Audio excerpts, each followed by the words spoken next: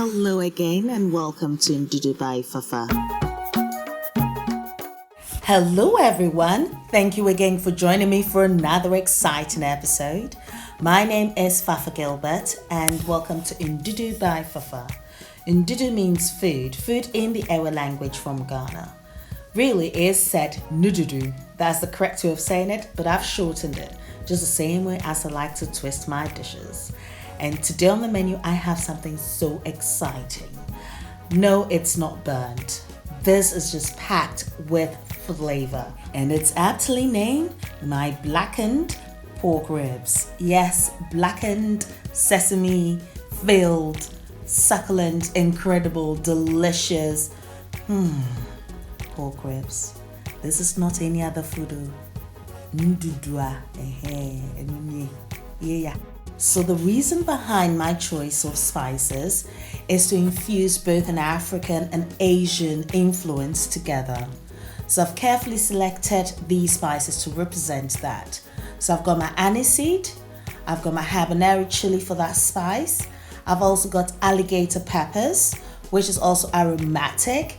And I've also got star anise, which is equally aromatic as the aniseed. Then I've got 3 cloves of garlic, ginger, and a large onion. And I'm going to blend everything together and marinate my pork ribs in. Now, there are a few things when you're actually marinating your meat. It's best to marinate your meat overnight in the fridge. And when you introduce the flavors in, please ensure that you do not include any salt, because salt would actually dry the meat out. You only add salt when you're ready to actually grill or barbecue or cook your meat. So at this point, I'm actually just going to add my blended ginger mix, which is so aromatic and it smells incredible. And I'm going to be marinating my meat in the fridge for at least a minimum of 3 hours. Now, when you actually add your spice mix, or your ginger mix in this case, to the meat, rub it into every crevices of this meat. Rub it everywhere. Said I was like when you're moisturizing your body. Just rub it and let it go through every corner. And then your meat is ready, cover it with your cling film and refrigerate it until you're ready to actually cook it. Now, the reason why you do marinate the meat is to allow the meat to absorb the flavors that you're introducing it to. So it's imperative that you do so. So now that I've taken my meat out, it's now ready for me to cook. So at this point, I just add some salt and mix everything a little bit. And then I've actually placed my grill at 180 degrees to start off. And then I'm just going to bake this for 45 minutes.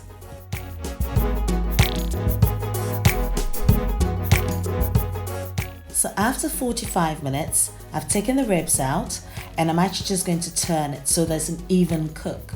Now I want this to be crispy. So because I've actually cooked one side for 45 minutes at 180 degrees, now I'm going to reduce the grill to 150 degrees. And at this point, I'm actually just going to brown it. Now it might look like it's a little bit dry, but trust me, it's not. It's crispy on the outside and it's just moist. And when this is finished, it just breaks. I just love this recipe. I created it by, using things that were actually in my store cupboard. And I just love that, didn't have to actually go and buy anything extra for it, but it worked. And this is what I'm trying to encourage. So I guess that's where the creative cooking comes through. So after turning it, what you then need to do is actually grill it for an extra 30 minutes. And then we have our perfect ribs ready for me to add my secret sauce to it.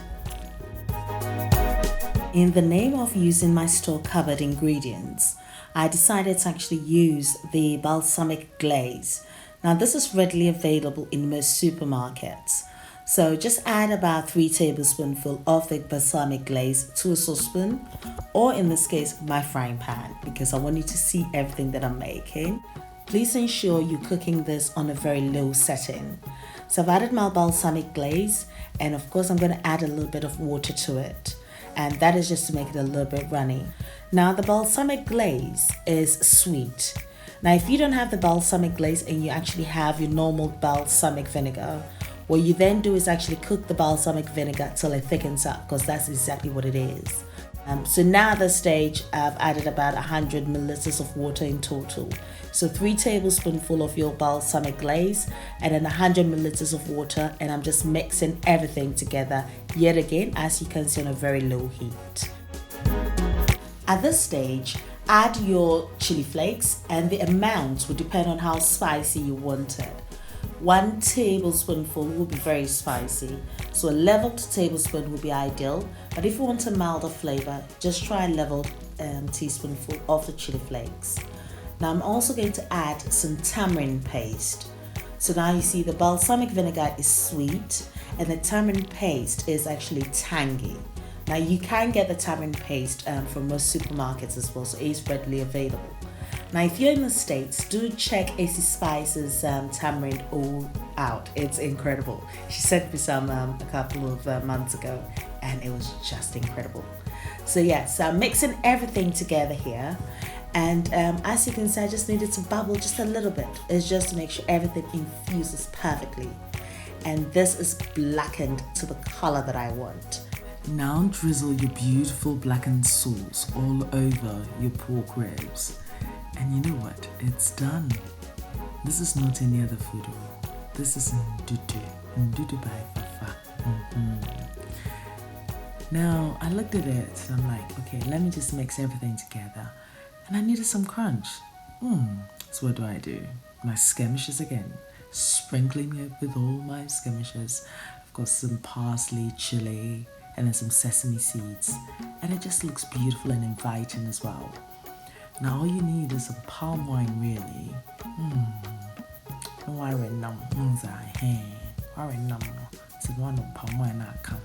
Hey. My mouth is actually watering right now, and I hope you are inspired to try the recipes. If you do, please don't forget to click that subscribe button if you haven't subscribed yet, because it definitely makes me happy and makes me dance. Yes, you can find the transcript of the recipe on my blog ndudubyfafa.blogspot.com. I'm also on Facebook, Instagram, and Twitter as Ndudubyfafa, so do pass by and say hi. Now, whatever you do, eat well. Be inspired to try some of the recipes. Until next time, take care of you and be you.